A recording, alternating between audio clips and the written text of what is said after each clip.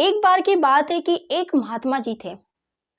वो जंगल में भ्रमण कर रहे थे। जब वे जंगल में भ्रमण कर रहे थे तब उन्हें एक बहुत सुंदर जगह दिखाई दी। वे वहां गए और जब वहां गए तो उन्होंने रंग बिरंगे सुंदर तोतों को देखा और वो तोतों को देखकर बहुत खुश हुए। अब महात्मा जी को जब भी समय मिलता था तो वे उस जगह पे जरूर जाया करते थे। एक दिन की बात है कि उस जंगल में एक शिकारी आया और शिकारी ने जब उन तोतों को देखा तो वह बहुत खुश हुआ।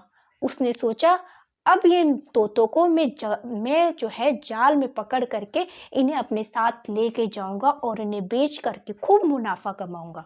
शिकारी ने जाल डाला, जाल को बिछाया। कुछ समय बाद कुछ तोते जो थे उस शिकारी के जाल में फंस गए।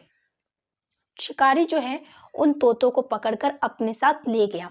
महात्मा जी इस दृश्य को दूर खड़े होकर देख रहे थे। महात्मा जी उन तोतों को जब शिकारी ले करके जा रहा था तो महात्मा जी उसे ऐसा करने से रोक नहीं सके। महात्मा अंदर ही अंदर बहुत दुखी हुए कि किस तरह से उनकी आंखों के सामने वो तोतों को ले गया और वो कुछ ना कर सके।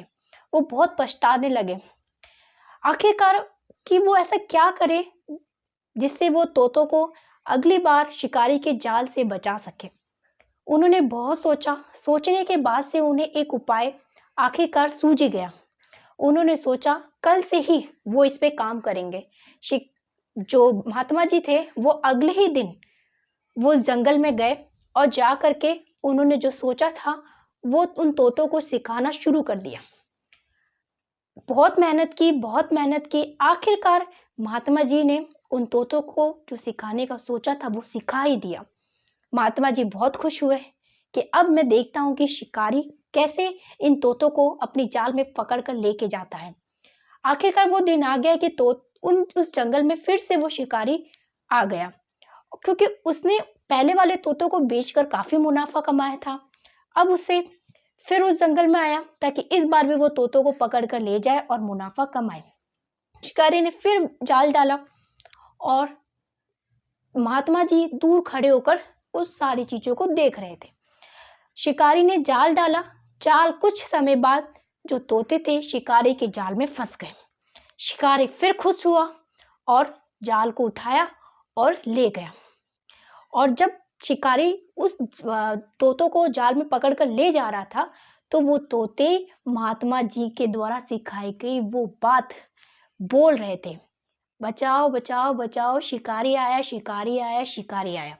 और जाल में पकड़कर जो शिकारी था वो उन्हें लेकर जा रहा था और महात्मा जी कुछ नहीं कर सके।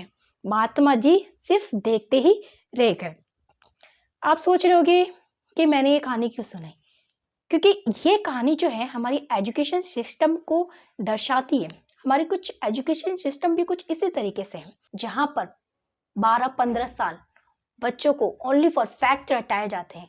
कुछ फैक्ट तो ऐसे होते हैं जिनका वास्तविक जीवन से कोई मतलब नहीं होता है, फिर भी रटाए जाते हैं।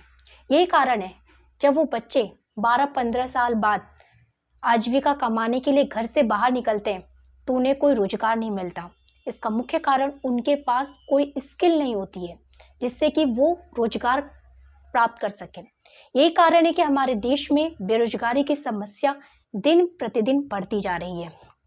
अगर आपको ये कहानी अच्छी लगी तो प्लीज लाइक शेयर कीजिए ताकि मैं और इस तरीके की वीडियो बना सकूं। धन्यवाद।